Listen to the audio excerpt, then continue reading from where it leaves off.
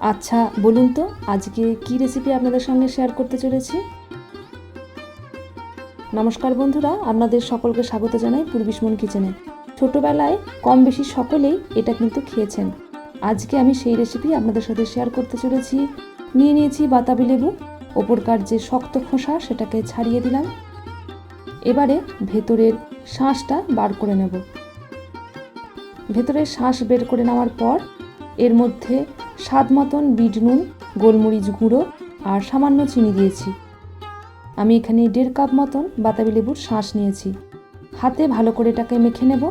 মেখে নেওয়ার পর 15 মিনিট এটাকে রেখে দিন ঢাকা দিয়ে। তারপর এটা পরিবেশন করুন। আপনারা কিন্তু ফ্রুট স্যালাডের সাথে বা যে কোনো স্যালাডের সাথে ছড়িয়েও এটা খেতে পারেন। খেতে কিন্তু দারুণ লাগে এই বাতাবি লেবুর ভর্তা। কমেন্টে জানাবেন আপনারা কে কে এরকমভাবে খেয়েছেন।